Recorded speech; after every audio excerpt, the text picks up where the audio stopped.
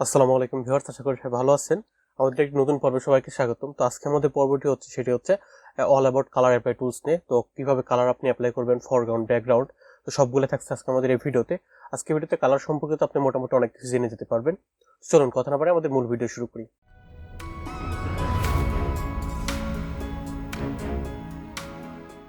তো ভিউয়ার্স, আপনারা আমার স্ক্রিনটি দেখতে পাচ্ছেন। তো প্রথমেই আপনাকে যেটি করতে হবে, বরাবরের মতো আপনাকে অ্যাডোবি ফটোশপটি ওপেন করতে হবে। তো ওপেন করার পরে আপনি এখানে দেখতে পাচ্ছেন যে এখানে কিন্তু আপনাকে নতুন একটি ডকুমেন্ট বা ফাইল এখানে ক্রিয়েট করতে হবে। তো আমরা কিন্তু বিগত ক্লাস থেকে দেখেছিলাম যে কিভাবে আপনি ফাইল ক্রিয়েট করতে পারেন। তো প্রথমে আপনি যদি এখন ক্রিয়েট নিউ ক্লিক করেন, ক্রিয়েট নিউ ক্লিক করার পরে এখানে আপনি বাই ডিফল্ট একটা নিয়ে নিলেন। তো নিয়ে নেওয়ার পরে দেখতে পাচ্ছেন আমাদের ব্যাকগ্রাউন্ডটা এমন আছে। তো আমি যাচ্ছি আমাদের ব্যাকগ্রাউন্ডটা চেঞ্জ করতে। তো আমি এখান থেকে আবার ক্রিয়েট নিউ ক্লিক করলাম। তো ক্রিয়েট নিউ ক্লিক করে দেখতে পাচ্ছেন এখানে কিন্তু ব্যাকগ্রাউন্ড কালারটা এমন দিয়ে আছে। তো আমি এখানে হোয়াইট রেখে দিলাম। তো হোয়াইট রেখে দিলাম। তো তারপর দেখতে পাচ্ছেন আমরা যখন ক্রিয়েটে ক্লিক করতে দেখতে পাচ্ছেন আমাদের কিন্তু একটি ব্যাকগ্রাউন্ড বা একটি আমাদের যে মানে ফাইল ক্রিয়েট হয়ে গিয়েছে। তো আজকে যেটা দেখবো সেটা হচ্ছে আমাদের কালার। তো এখন যদি আপনি এখানে একটু লক্ষ্য করে দেখেন, এখানে যে কালারের একটা অপশন দেখছেন, এটাকে বলা হচ্ছে প্রথমে যে উপরেরটা আছে সেটা হচ্ছে আমি এটা আপনার কালার একটু চেঞ্জ করে তাহলে আপনাদের বোঝাতে সুবিধা হবে। তো এখানে দেখতে পাচ্ছেন যে একটি লাল কালার আছে আর একটি সবুজ কালার আছে। তো লাল কালার দেখতে পাচ্ছেন উপরে। তো এটাকে বলে হচ্ছে, তার যদি আপনি কার্সারটি এখানে রাখেন তো দেখতে পাবেন যে এটা বলে ফরগ্রাউন্ড কালার। আর যদি আপনি একটু নিচের দিকে সবুজটাতে ক্লিক করেন দেখছেন এটা ব্যাকগ্রাউন্ড কালার। যেটা উপরে থাকবে সেটা হচ্ছে ফরগ্রাউন্ড কালার, আর যেটা নিচে থাকবে সেটা হচ্ছে আপনার ব্যাকগ্রাউন্ড কালার। এটা হচ্ছে আপনার এখানকার বিষয়।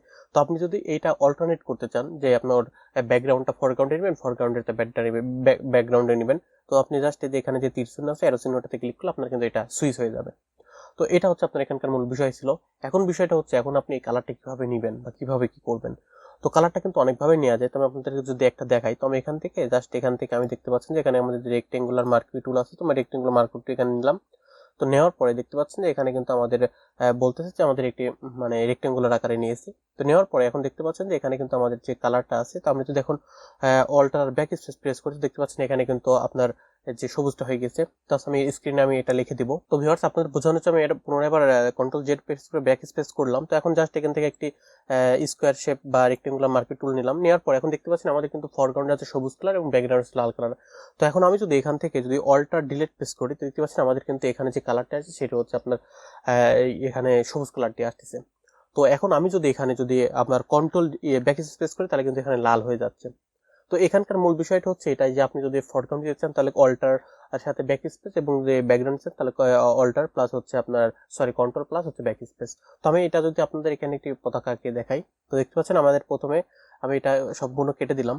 তো কেটে দেওয়ার পরে আমি এখান থেকে যদি আমি একটি আপনার স্কোয়ার শেপের বা রেক্টেঙ্গুলার একটি টুল নিলাম। নেওয়ার পর এখন দেখতে পাচ্ছেন আমাদের এটা হয়ে গিয়েছে। তো আমাদের যেহেতু আপনার সবুজ কালার দেবো, তো প্রথমে আমি যেটি দেবো সেটা হচ্ছে ফরগ্রাউন্ডের জন্য আমাদের হচ্ছে ব্যাকগ্রাউন্ড আর হচ্ছে আপনার অল্টার প্লাস হচ্ছে আপনার ব্যাক স্পেস।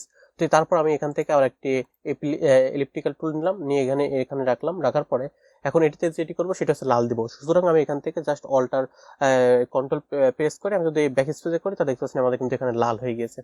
তো এটা আসলে যে এখান থেকে ফেদার 5 এর জন্য এটা আসলে এমন হয়ে গেছে।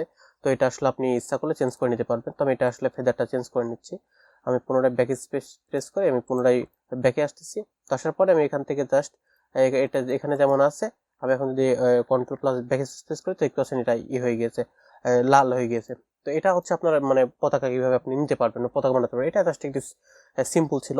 তো এটা কিন্তু আপনি এখান থেকে করতে পারবেন। এখন দেখতে পাচ্ছেন যে কালার কিন্তু আপনি অনেক জায়গা থেকে নিতে পারবেন।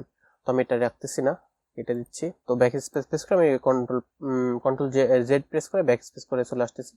এখন দেখতে পাচ্ছেন যে এখানে যে অপশনগুলো, এখান থেকে যে আপনার এখানে সবুজ কালারটা কিন্তু আপনি চেঞ্জ করতে পারবেন। কিভাবে চেঞ্জ করতে পারবেন, আপনি যদি এখন দেখেন যে এখানে কিন্তু আপনার যে ব্যাকগ্রাউন্ডের আছে, তো আপনি এখানে যদি ডাবল প্রেস করেন, করার পর এটা আপনি আনলক করে নিলেন। করে নেওয়ার পর এখন যদি দেখতে পাচ্ছেন যে আমি এটা এখানে রাখলাম। তো এখানে রাখলাম। আচ্ছা, আমি এটা কেটে দিচ্ছি আপনাদের ভালো করে বোঝানোর জন্য। তবে এটা একবারে ফাঁকা স্পেস নিলাম। নেওয়ার পর এখন দেখতে পাচ্ছেন যে আমাদের এইটা যে ব্যাকগ্রাউন্ড এটা এখানে তালা মারা আছে। তো আমি এটা এক ক্লিক করে তালা খুলে নিলাম। তো করে নেওয়ার পর এখন দেখতে পাচ্ছেন আমি এখান থেকে জাস্ট আমাদের আপনার রেক্টেঙ্গুলার টুলটা এখানে নিলাম। নেওয়ার পর এখানে জাস্ট দিলাম। দেওয়ার পর আমি যদি এখন হচ্ছে যদি আমাদের ফরগ্রাউন্ডটা আছে হচ্ছে সবুজ, তো আমি যদি এখন অল্টার ব্যাক স্পেস করি তাহলে দেখতে পাচ্ছেন যে আমাদের কিন্তু এখানে সবুজ হয়ে যাবে। দেখতে পাচ্ছেন অল্টার ব্যাক স্পেস করলে আমাদের কিন্তু এটা সবুজ হয়ে গিয়েছে। তো এখন যদি আমি আপনার এটা ব্যাকগ্রাউন্ড করে দিতে চাই, তো আমি যদি এখন কন্ট্রোল প্লাস ব্লেড প্রেস করি তাহলে কিন্তু এখানে লাল হয়ে গেল। তো এটা তো আপনার এখানকার বিষয়টি গেল। তো এখন দেখতে পাচ্ছেন যে আমরা যদি কালার চেঞ্জ করতে চাই তাহলে কি কালার কিন্তু আপনি যদি ডান পাশে দেখতে পাচ্ছেন এখানে যে কালার আছে, কালার এখান থেকে কিন্তু আপনি চেঞ্জ করতে পারবেন ইচ্ছা মতো। এখান থেকে কিন্তু আপনি চাইলে যে এখান থেকে ইচ্ছা মতো সিলেক্ট করতে পারবেন। যেখানে অপশনগুলো আছে, তো আপনি এখান থেকে কালার সিলেক্ট করতে পারবেন। তারপরে যে সোয়াস থেকে এখান থেকে আপনি কালার নিতে পারবেন। এখানে দেখতে পাচ্ছেন যে আপনার যে RGB আছে, CMYK আছে, গ্রে কালার আছে, এখানে কিন্তু বিভিন্ন রকমের কালার আছে যেগুলো আপনি এখান থেকে নিতে পারবেন। তারপর দেখতে পাচ্ছেন এখানে কিন্তু গ্রেডিয়েন্ট আছে, আপনি এখান থেকে গ্রেডিয়েন্ট কালার নিতে পারবেন আপনার ইচ্ছা মতো আপনি যেটা ব্যবহার করতে চান। তারপর দেখতে পাচ্ছেন প্যাটার্ন, আপনি এখানে গাছের প্যাটার্ন আছে, অনেক রকমের এখানে কালারের যে অপশনগুলো সেগুলো আপনি এখানে পেয়ে যাবেন। তো এখন যে মূলত বিষয়টা হচ্ছে, আপনি যদি আরেকটু দেখাই, তো এখান থেকে জাস্ট আমি একটি রেক্টেঙ্গুলার শেপ নিলাম। রেক্টেঙ্গুলার শেপ নেওয়ার পর আমি এটা কেটে দিচ্ছি, এটা এখান থেকে রাখতেছে না, এটা কেটে দিচ্ছি। কন্ট্রোল জেড প্রেস করে আমি পুনরায় ব্যাক স্পেসে মানে পুনরায় পূর্বের অবস্থানে ফিরে আসতেছি। তো এখন যদি আমি এখান থেকে একটি রেক্টেঙ্গুলার শেপ নিই, তো শেপ নেওয়ার পরে দেখতে পাচ্ছেন আমি শেপটা নিলাম, তো নেওয়ার পরে দেখতে পাচ্ছেন আমাদের কিন্তু এটা কালো কালার হয়ে গিয়েছে। আমাদের যদি একটু লক্ষ্য করে দেখেন, এখানে কিন্তু ফরগ্রাউন্ডে আপনার ব্ল্যাক আছে এবং হচ্ছে ব্যাকগ্রাউন্ডে আছে আপনার যেটা হচ্ছে আপনার আছে ব্লু আছে। তো এখানে এই জন্য কালো হয়ে গেছে। তো আপনি এখান থেকে চাইলে কিন্তু ইচ্ছা মতো চেঞ্জ করতে পারবেন। এখান থেকে আপনি যে সোয়াস থেকে অনেকগুলা কালার আপনি ইচ্ছা মতো সিলেক্ট করতে পারবেন। এটা হচ্ছে আপনার এখান থেকে কালারের বিষয়টা গেল, আপনি এখান থেকে কিন্তু যে কোনো কালার ইচ্ছা মতো দিতে পারবেন। তো এগুলো ভাবে কিন্তু আপনি এখান থেকে কালার সিলেক্ট করতে পারবেন। তো তারপর যদি আপনি এখানে দেখেন, তো দেখছেন এখানে কিন্তু ফিল থেকে কিন্তু আপনি কালার নিতে পারবেন। তো আপনি এভাবেও কিন্তু কালার নিতে পারেন। আবার যদি আপনি মনে করেন যে এখান থেকে নেবেন না, আপনি কিন্তু যে লেআউট থেকেও কিন্তু এখান থেকে আপনার যে ব্লেন্ডিং অপশন, এখান থেকে কিন্তু আপনি এখানে যদি ব্লেন্ডিং অপশনে যান, তো দেখতে পাচ্ছেন যেখানে কালার ওভারলে, তো আপনি এখান থেকে কিন্তু কালার সিলেক্ট করতে পারবেন। তো এই ছিল হচ্ছে আপনার মোটামুটি আপনি কিভাবে কালার সিলেক্ট করবেন। তো সাপোজ যদি মনে করেন যে এখন আপনি এখানে যদি একটি নিতে চান, তো এখানে দেখতে পাচ্ছেন যে কালোর মানে আপনাদের নীলের পিছনে কিন্তু আরেকটি আছে, সেটা হচ্ছে আপনার যেটা এই আপনার শেপ শেপ আছে যেটা, সেটার জন্য বর্ডারের জন্য এমনটি কালো দেখাচ্ছে। তো আমি এখানে শুধু এটা একটা পতাকা কাটছে, তো আমি এখান থেকে সবুজ সিলেক্ট করে দিলাম। করে দেওয়ার পর এখন যদি আমি এখান থেকে আরেকটি ইলেকট্রিক্যাল টুল নেই, ইলিপস টুল নেই, তাহলে নেওয়ার পরে এটা এখানে রাখলাম। তো রাখার পরে এটাকে আমি একটু উপরে নিয়ে যাচ্ছি, সরি। তো এখান থেকে আমি যদি একটি ইলিপস টুল নেই, নেওয়ার পর আমি যদি এটাকে একটু লাল করে দেই, তো দেখতে পাচ্ছেন আমাদের কিন্তু মোটামুটি এখানে কিন্তু এটা কাজ শেষ। তো এইভাবে কিন্তু আপনি এখানে কালারগুলো ব্যবহার করতে পারবেন। তো আশা করি কালার সম্পর্কিত আপনারা সবকিছু শিখে গেছেন যে কালার কিভাবে ব্যবহার করতে পারবেন।